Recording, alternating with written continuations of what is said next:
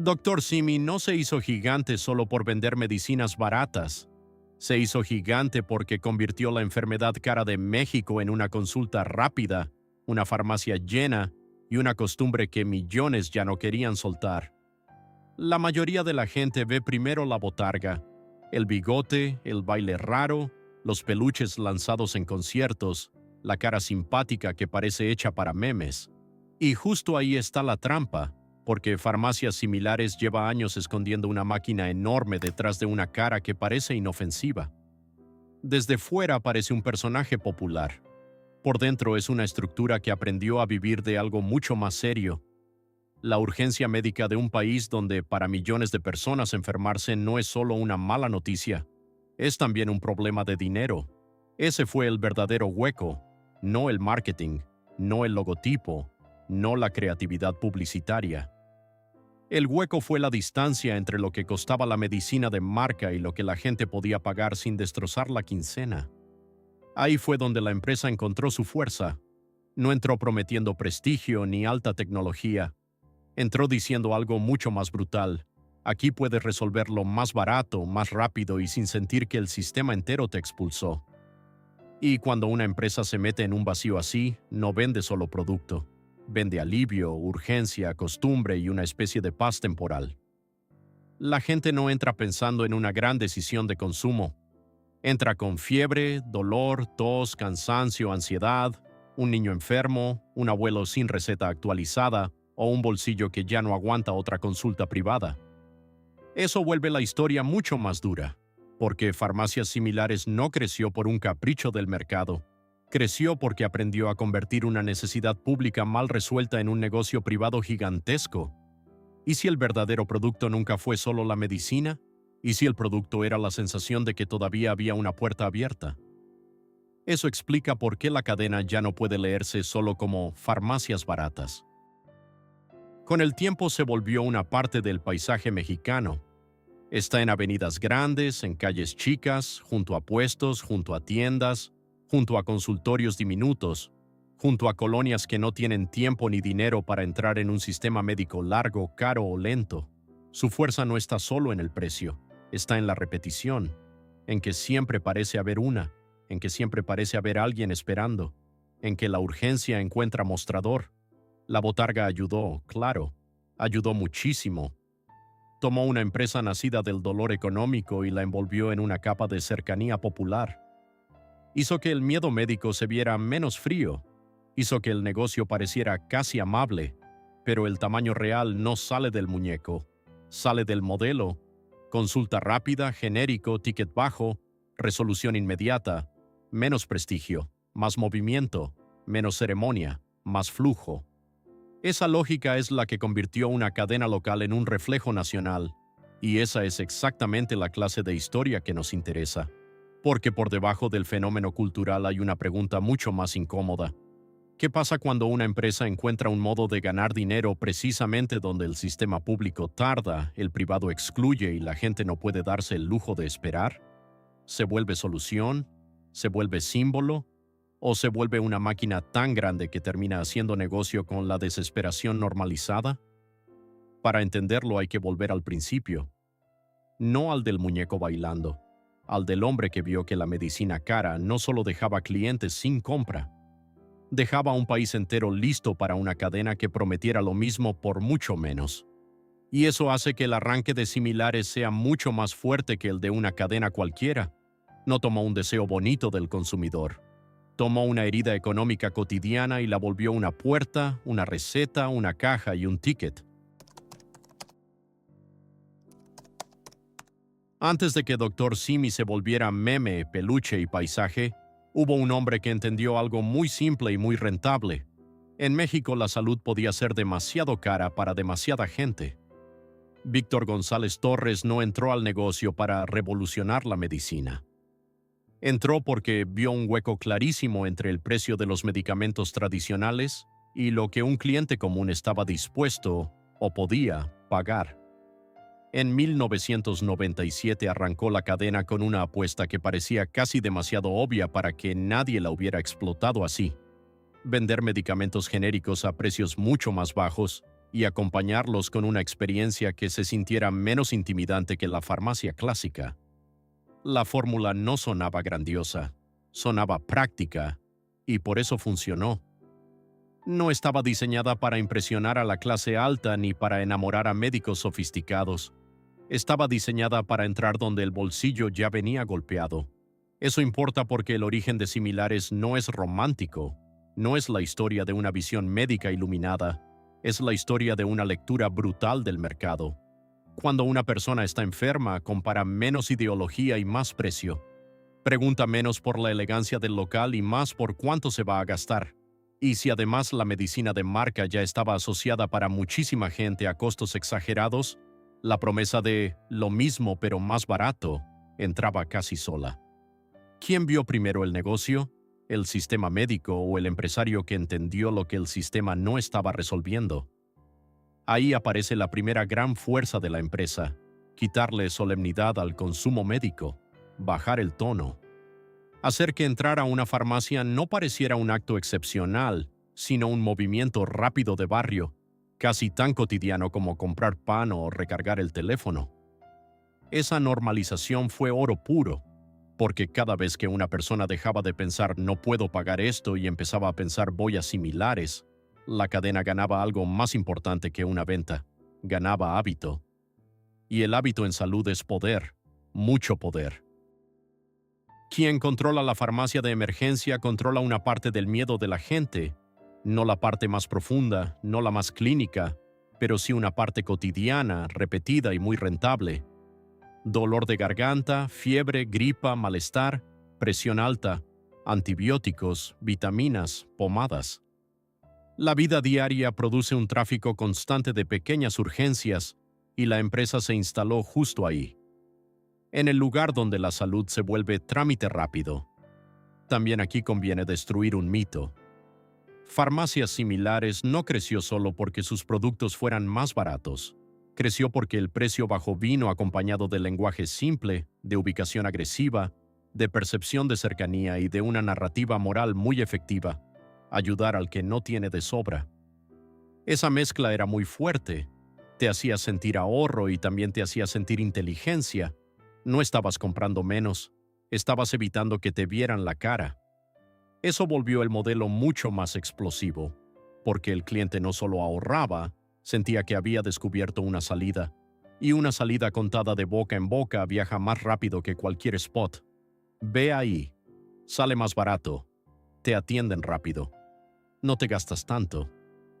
Ese tipo de frases construyen imperios silenciosos. En este punto todavía no hay peluches volando ni botargas en festivales. Todavía no hay fenómeno pop. Lo que hay es algo más importante: una base. El cliente ya entendió la propuesta. El mercado ya entendió que el genérico barato no es una esquina menor del negocio.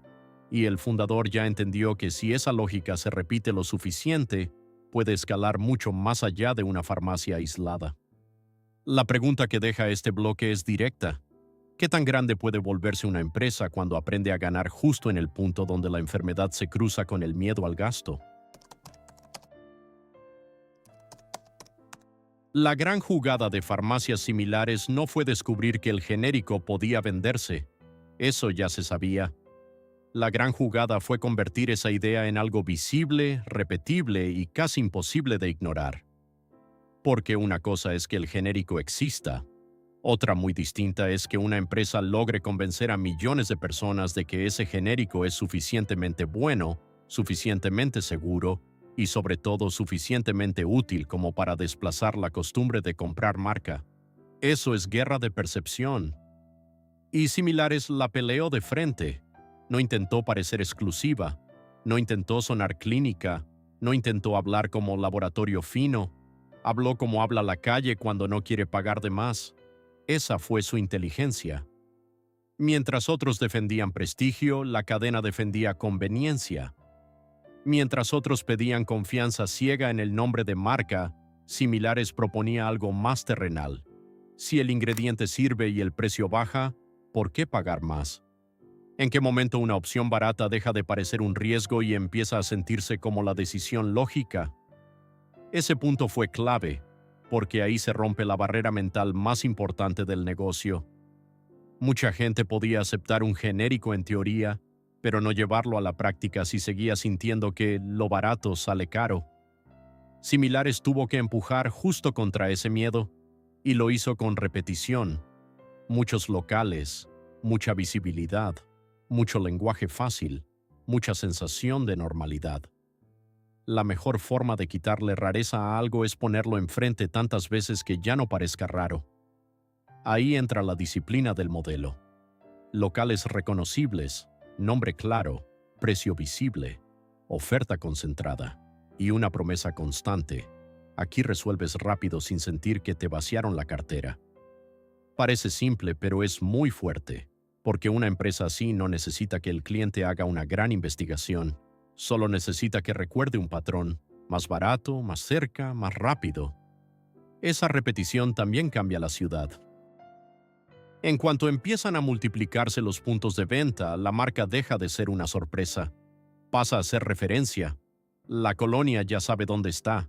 La calle ya lo ubica. El cliente ya deja de preguntarse si irá y empieza a preguntarse a cuál irá. Ese salto es enorme. Ahí una farmacia deja de competir y empieza a ocupar. También hay algo más duro que conviene decir claro. Cuando una empresa se construye sobre precio bajo, todo alrededor se tensa. Tensión en los márgenes, tensión en la percepción de calidad, tensión en la relación con competidores, tensión incluso en la idea misma de salud, porque el discurso ya no pasa solo por lo clínico, sino por lo accesible. Y cuando accesibilidad y medicina se mezclan a esa escala, el negocio deja de ser pequeño por definición. Farmacias Similares entendió que el genérico no debía quedarse en una categoría secundaria ni en una lógica casi avergonzada.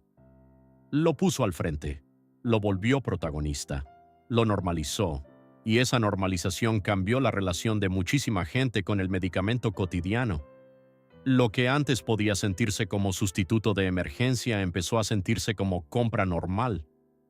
Ese cambio cultural importa mucho más de lo que parece, porque en mercados grandes la verdadera victoria llega cuando el consumidor deja de pensar, estoy comprando una alternativa, y empieza a pensar, estoy comprando lo de siempre.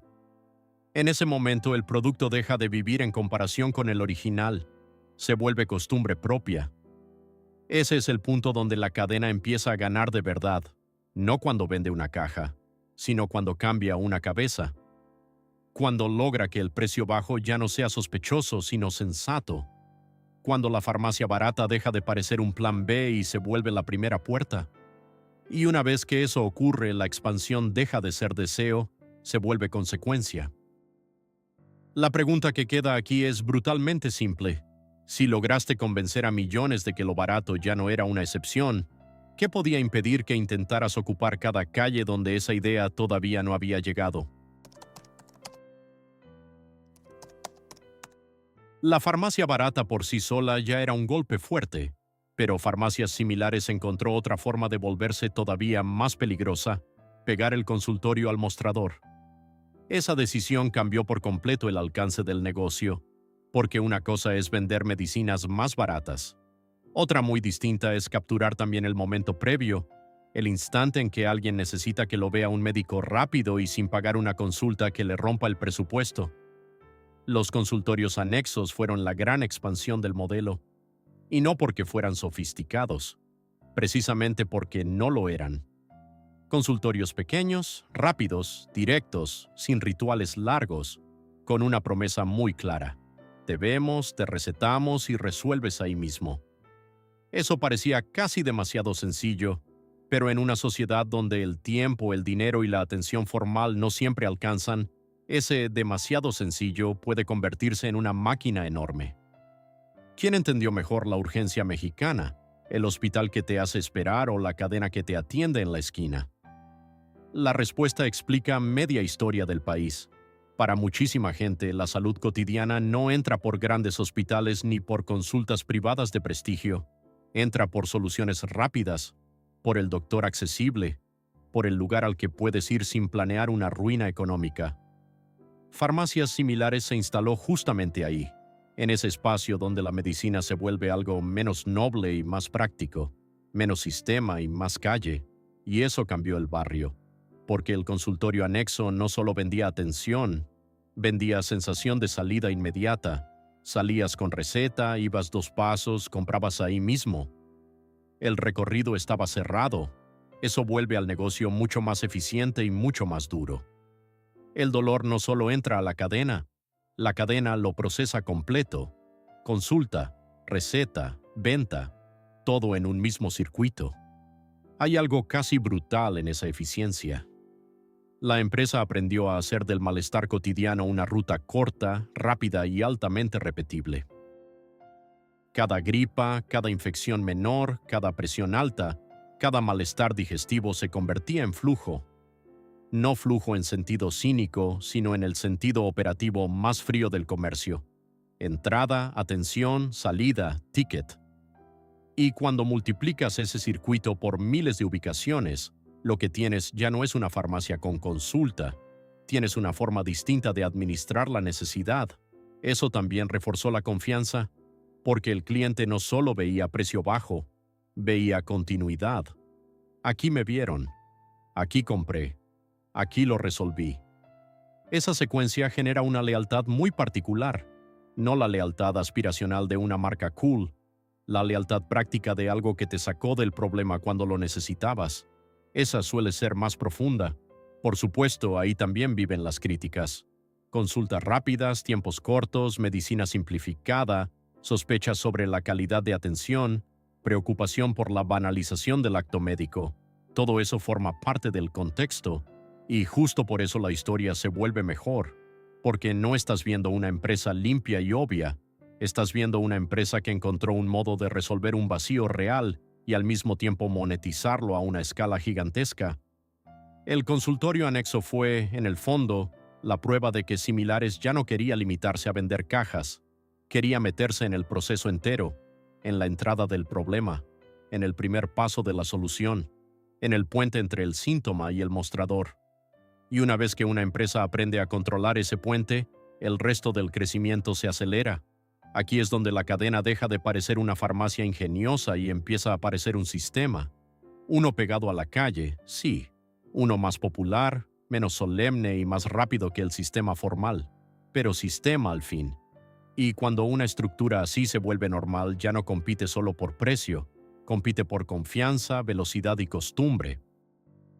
La pregunta que deja este bloque es de las que incomodan de verdad.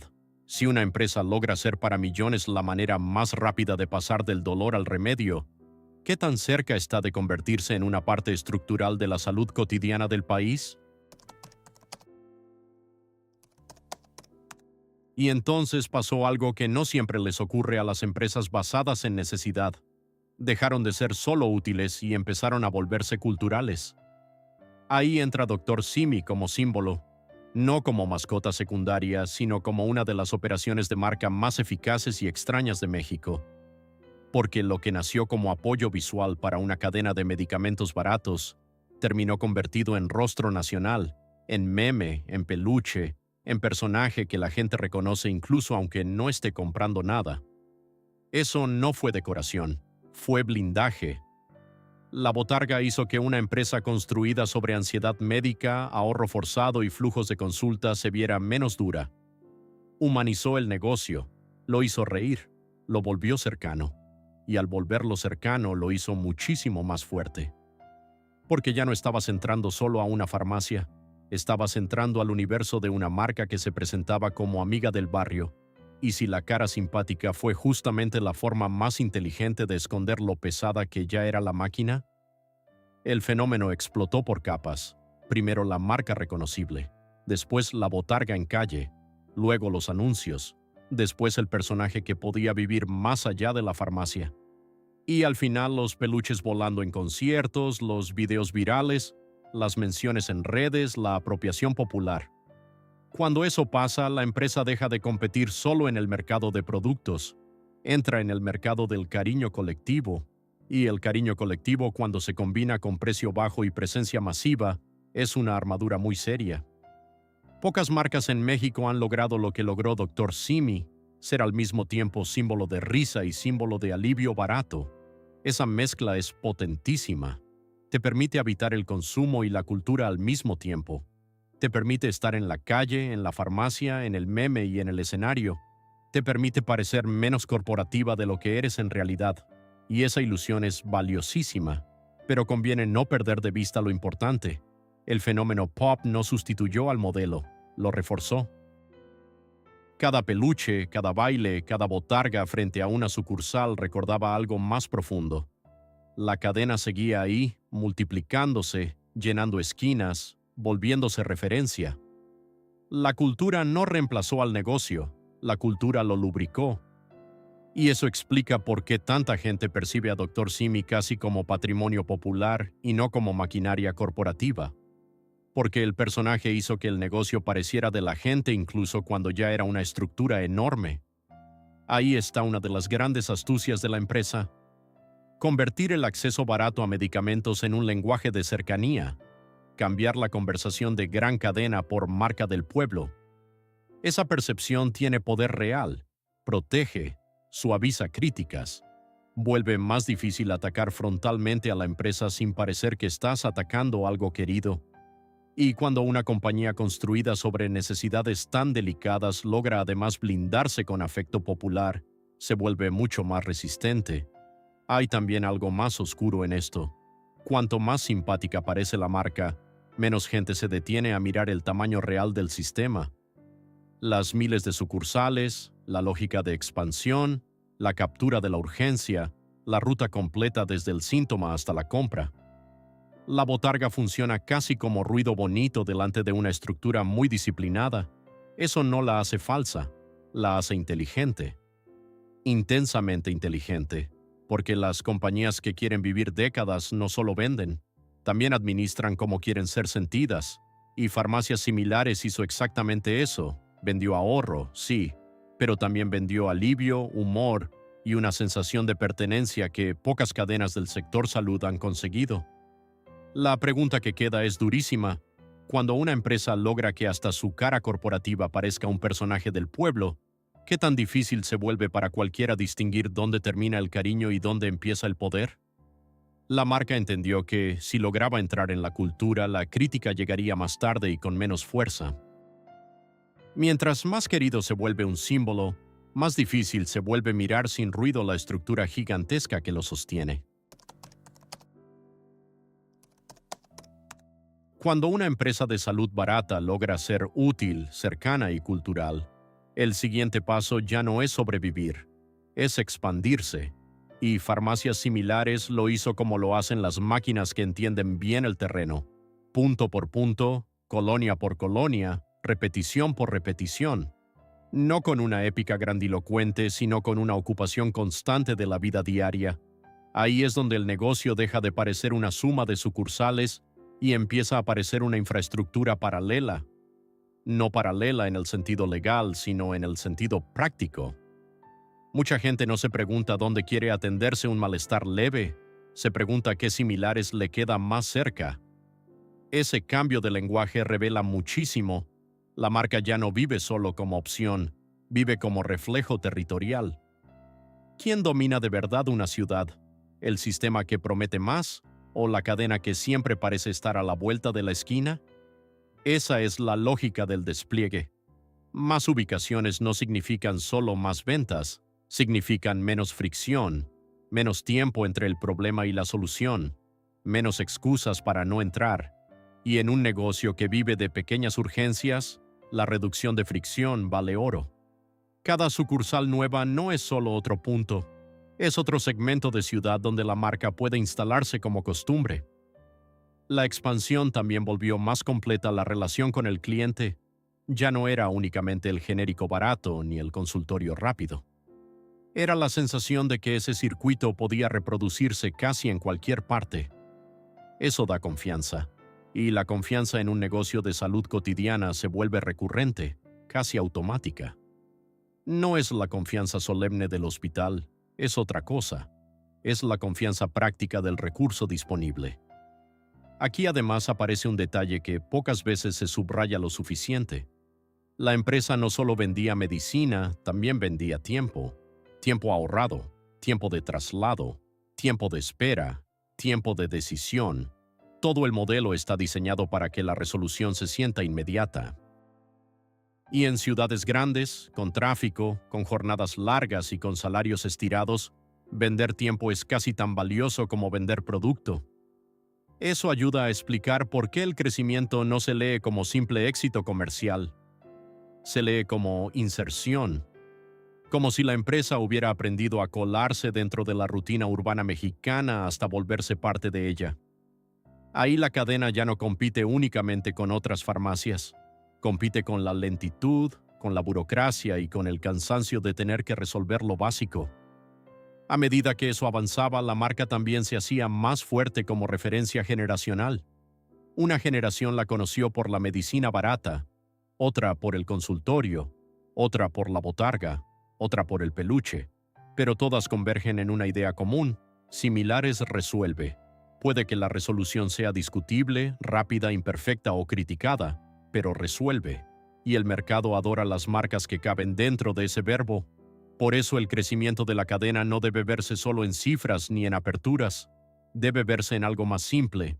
¿Cuántas veces la decisión ya venía tomada antes de que alguien saliera de casa? Cuando una empresa logra entrar en ese momento previo, el más mental, ya ganó una parte enorme del juego.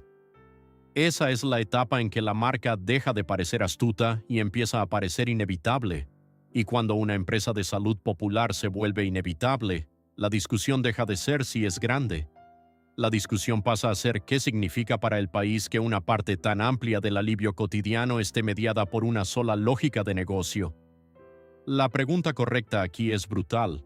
¿Qué tanto de la salud diaria mexicana pasó de ser problema público o doméstico a convertirse en flujo privado dentro de una cadena que aprendió a estar en todas partes?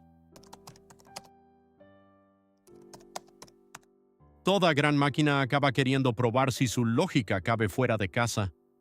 Y farmacias similares llegó a ese punto después de conquistar suficiente territorio emocional y comercial en México. Ya no bastaba con la esquina, la colonia, la consulta rápida y el personaje popular. La pregunta empezó a ser otra. Si este modelo funcionó tan bien aquí, ¿hasta dónde puede repetirse? La respuesta empezó a asomarse cuando la marca empezó a mirar hacia Estados Unidos. No como una fantasía vacía, sino como un movimiento estratégico. Hay comunidades latinas gigantes, familiaridad con el genérico, necesidad de servicios accesibles y una ventaja cultural inmensa. El nombre Dr. Simi ya no llega como una marca desconocida para muchísimos mexicanos fuera del país. Llega como algo cargado de recuerdo, de hábito y hasta de humor. En 2025, la empresa abrió su primera farmacia en Austin y luego siguió con la idea de expandirse. Ese paso importa muchísimo porque rompe una barrera mental. Dr. Simi ya no es solo un fenómeno mexicano, empieza a convertirse en una forma exportable de resolver barato, rápido y con identidad propia. Y en el mismo año se metió también al cuidado veterinario con Simi Pet Care. Eso revela algo aún más interesante. La cadena ya no piensa únicamente en medicina humana barata. Piensa en ampliar el modelo de acceso asequible a más sectores del cuidado. ¿En qué momento una farmacia barata deja de ser local y empieza a comportarse como una plataforma? Esa es exactamente la fase en que entra farmacias similares. La marca ya no está defendiendo solo su lugar en México. Está probando qué partes de su lógica pueden cruzar geografía, idioma y contexto regulatorio. Y eso no lo hace una empresa pequeña. Lo hace una empresa que ya sabe que su verdadero producto es más ancho que una caja de medicamentos. Lo que exporta es un sistema de percepción, costo bajo, acceso rápido, figura conocida, promesa inmediata. También aquí se ve cuánto pesa el personaje. Porque una marca plana tendría que empezar casi de cero fuera. Dr. Simi, en cambio, lleva consigo una cara, una memoria y una estética que ya viajan mejor. Eso le da una ventaja rara. No solo exporta un formato comercial, exporta una identidad visual y afectiva que ya fue probada en un mercado enorme. Pero la expansión también pone límites. Lo que en México se volvió costumbre no necesariamente se traduce idéntico en otro sistema de salud, otro marco legal o otro comportamiento de consumo.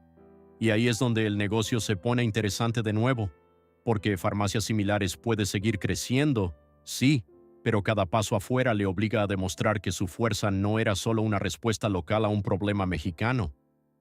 Tiene que probar que el modelo también puede vivir donde el contexto es distinto. Ese reto le quita romanticismo al relato y eso es bueno, porque nos devuelve a lo importante. Seguimos hablando de una máquina de acceso barato, no de una leyenda popular inocente. Una máquina así quiere expandirse, quiere repetirse, quiere encontrar más sitios donde la urgencia, el costo y la velocidad sigan formando la misma mezcla rentable.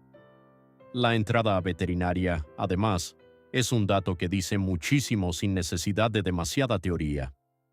Significa que la empresa aprendió a leer otra ansiedad cotidiana, la de cuidar al animal sin entrar en gastos imposibles. Es la misma lógica, aplicada a otro dolor del consumidor. Y cuando una empresa encuentra que su forma de ganar puede adaptarse a nuevos tipos de necesidad, eso significa que ya no piensa como cadena. Piensa como plataforma de problemas baratos. La pregunta al final del bloque es muy clara. Si el secreto de Dr. Simi siempre fue convertir la urgencia en rutina, ¿qué impide que intente repetir esa fórmula cada vez que descubra una nueva ansiedad cotidiana que pueda resolverse rápido y a bajo costo?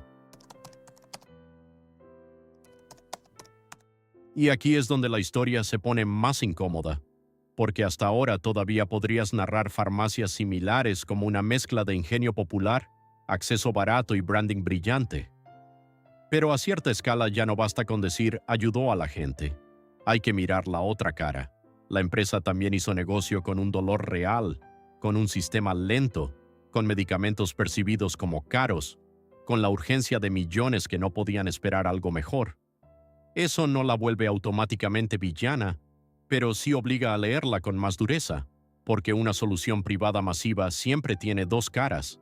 Para el cliente, alivio; para la empresa, flujo; para el barrio, facilidad; para la marca, expansión. Cuanto más se repite esta fórmula, más natural parece. Y justo ahí está el peligro, que el país se acostumbre tanto a resolver así que deje de notar cuánto de esa normalidad está construido sobre carencias que nunca se resolvieron del todo. ¿Se volvió grande porque ayudó a la gente o porque aprendió a vivir donde la gente no tenía otra salida cómoda? La respuesta, por supuesto, no es una sola, y por eso la historia es buena. Farmacias similares ayudó a muchísima gente a resolver problemas concretos. Eso sería absurdo negarlo. Pero también construyó un negocio gigantesco sobre esa necesidad y lo hizo con muchísimo talento. Cuanto más aceptes esa doble verdad, mejor entiendes por qué la marca es tan poderosa. No porque sea pura, sino porque logró ser útil y rentable al mismo tiempo. Ahí aparece el verdadero tamaño de la máquina. Miles de decisiones pequeñas convertidas en una corriente enorme. Consulta breve, genérico, ticket bajo, salida rápida. Repite eso millones de veces y el efecto es inmenso. La compañía ya no solo acompaña la vida diaria, la organiza en una parte sensible, la salud menor, la enfermedad cotidiana, el gasto médico urgente. Eso es demasiado grande como para disfrazarlo solo con el carisma del muñeco. La empresa también entendió otra cosa decisiva. Mientras el servicio siga sintiéndose cercano y más barato, la mayoría del cliente no mira el tablero completo, mira la salida inmediata, y tiene sentido. Cuando alguien necesita resolver hoy, no siempre puede darse el lujo de pensar en el sistema entero. Similares gana justo ahí, en ese punto donde la necesidad corta la reflexión. Eso vuelve la estructura mucho más difícil de atacar, porque cualquier crítica abstracta pierde fuerza frente a una experiencia concreta de alivio. Si a una persona le sirvió, la marca gana. Si además le ahorró dinero, gana más. Y si encima el personaje la hizo sonreír, la cadena cierra el círculo perfecto: necesidad, utilidad, simpatía. Pocas combinaciones son tan eficaces, pero esa misma eficacia es la que obliga a mirar con cuidado el futuro. Porque una empresa tan instalada en la urgencia cotidiana no vive solo de la confianza, vive también del mantenimiento de ciertas condiciones sociales: precio sensible, acceso irregular, tiempos cortos, malestares frecuentes, medicina práctica. Si todo eso cambia, la máquina tiene que reajustarse. Y cuando una empresa entera depende de resolver rápido lo que el sistema más grande resuelve mal, el tamaño puede volverse una carga. Este bloque sirve justo para eso, para no romantizar. Para recordar que Farmacias Similares no es solo pueblo, color y peluche. Es una corporación que encontró una forma impresionante de monetizar una falla de entorno sin dejar de parecer parte amable del mismo entorno. La pregunta que queda duele porque es demasiado directa. Si una empresa ya se volvió indispensable para millones, ¿qué significa realmente que el problema que la hizo crecer siga siendo tan grande como para mantenerla viva? Toda empresa que crece tanto termina enfrentándose a una versión menos amable de sí misma. En farmacias similares, esa versión aparece cuando la máquina ya es demasiado grande para sostenerse solo con la simpatía del personaje y la lógica simple del ahorro. A esa altura hay presión operativa, presión reputacional, presión de expansión y presión de expectativas. Lo que antes parecía ligereza popular empieza a sentirse como estructura pesada. Eso no quiere decir que la empresa se esté cayendo. Quiere decir otra cosa, que el propio tamaño le exige transformarse sin perder lo que la hizo fuerte. Y ahí aparece una de las tensiones más difíciles de administrar. Si te modernizas demasiado, puedes dejar de parecer cercano. Si te quedas demasiado igual, puedes empezar a parecer una cadena vieja atrapada en su propia fórmula. Para una marca como Dr. Simi, que vive tanto de la cercanía emocional como del precio, esa tensión es especialmente peligrosa. ¿Puede una marca seguir siendo del pueblo cuando ya es una máquina gigantesca? Esa pregunta no es decorativa, es central. Cuanto más grande se hace una empresa, más tiende a institucionalizarse. Más procesos, más control, más expansión calculada, más cuidado del relato. Y ahí el riesgo siempre es el mismo, perder el desorden amable que la hacía parecer viva. Dr. Simi se volvió fortísimo precisamente porque nunca se sintió del todo corporativo. El día en que se sienta demasiado corporativo, algo se rompe. También pesa la propia saturación. Cuando una red está en todas partes, ya no basta con abrir más. Hay que justificar por qué sigues siendo relevante, por qué sigues resolviendo mejor y cómo evitas que la costumbre se vuelva simple desgaste. Eso obliga a la marca a moverse en dos direcciones al mismo tiempo, conservar la familiaridad y al mismo tiempo abrir nuevas avenidas de negocio, como la veterinaria, la expansión internacional o una oferta más amplia de servicios. A eso súmale el contexto de salud. Los consumidores cambian, las regulaciones pueden apretar, la percepción sobre los genéricos evoluciona, las ciudades cambian, la competencia observa, y sin embargo la máquina no puede detenerse, porque una estructura así necesita volumen, necesita recurrencia, necesita seguir convirtiendo la urgencia cotidiana en flujo constante. No puede vivir de nostalgia. Aquí la pregunta se vuelve más fría. Ya no hablamos solo de si el modelo fue inteligente, hablamos de si puede seguir siendo igual de eficaz en una época donde la gente ya lo conoce demasiado. Y las empresas más exitosas muchas veces sufren justo eso, que su mayor fortaleza se vuelve su mayor cárcel. La gente espera de ti lo que siempre diste. Cualquier cambio la incomoda, pero quedarte quieto también puede desgastarte. Farmacias Similares está entrando en esa clase de etapa. Sigue fuerte, sí, sigue instalada en el reflejo colectivo, pero ya no es la cadena nueva que irrumpe con una propuesta obvia. Ahora es el gigante que debe probar que todavía entiende al cliente igual de bien que cuando empezó. Esa transición suele ser más difícil de lo que parece, porque la velocidad que sirve para crecer no siempre sirve para madurar. Este bloque importa porque le devuelve peso al relato. No basta con decir que la empresa ganó. Hay que mostrar qué le pasa a una marca que ya ganó tanto. ¿Qué le pasa cuando su propia cercanía tiene que convivir con su escala brutal? ¿Qué le pasa cuando el país sigue viéndola como recurso de barrio, pero la realidad ya la coloca entre las grandes máquinas privadas de la salud cotidiana? La pregunta final aquí es brutal. Si el éxito de Similares estuvo en parecer simple, ¿qué pasa cuando ya es tan grande que hasta su simplicidad necesita ser administrada como una estrategia? Al final, farmacias similares cambia de forma cuando la miras de cerca. Deja de ser solo una farmacia barata con un muñeco famoso. Deja de ser solo la cadena que puso genéricos al alcance de más gente. Se convierte en otra cosa, una máquina que aprendió a vivir dentro de la ansiedad médica cotidiana de México y a presentarse como alivio rápido, cercano y casi inevitable. Eso es lo que la vuelve tan interesante. No es la historia de una empresa elegante, es la historia de una empresa eficaz, una empresa que entendió algo que muchísimos negocios tardan décadas en comprender. Cuando resuelves un problema real a bajo costo y lo haces con suficiente repetición, te conviertes en reflejo, y los reflejos valen más que muchas campañas. La fuerza de similares nunca estuvo solo en el precio, estuvo en la suma. Precio, consulta, ubicación, personaje, repetición, confianza, velocidad.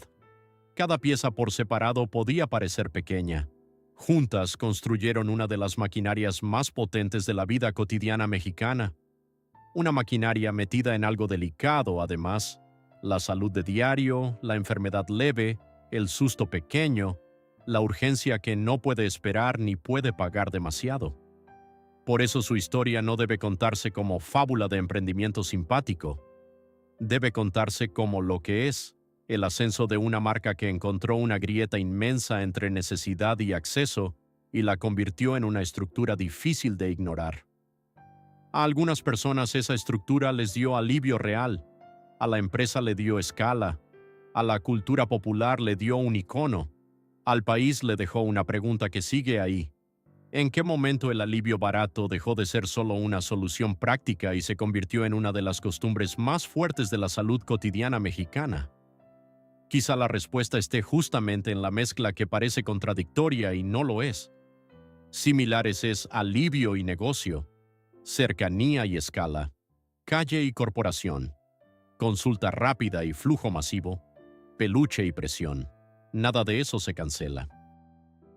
Todo eso coexistió, y esa coexistencia es lo que explica por qué la empresa no se entiende bien si la mira solo desde el cariño popular o solo desde la frialdad del mercado. Hay que mirar las dos cosas a la vez. Hoy la marca ya no vive únicamente en sus cajas o en sus consultorios. Vive en la memoria colectiva, en la manera en que la gente nombra una salida rápida, en la forma en que un país aprendió a resolver parte de su malestar diario sin pasar por las rutas más caras, más lentas o más lejanas. Esa penetración cultural es dificilísima de construir, y una vez construida se convierte en una forma de poder, no poder abstracto, poder cotidiano, el poder de estar disponible, el poder de parecer cercano, el poder de ser recordado en el momento exacto en que duele algo y hay que gastar poco. Ese poder no siempre hace ruido, pero cambia la manera en que una sociedad se mueve, y ahí está la última vuelta de la historia. Dr. Simi parecía un personaje, farmacias similares parecía una cadena barata. Con el tiempo ambos se volvieron algo mucho más grande, una parte de la rutina de México, una rutina nacida de una falla del sistema, empujada por el bolsillo y estabilizada por una marca que supo hacer del acceso una costumbre. Si te gustó esta historia, deja tu like, suscríbete al canal y entra a los otros videos, porque aquí vas a encontrar muchas más historias como esta. Ahí está el cierre más duro de todos. Farmacias similares no solo cambió una categoría, cambió el lenguaje mismo con el que millones de personas piensan la medicina accesible. Y cuando una empresa cambia el lenguaje, ya no vive solo en el mercado, vive en la costumbre.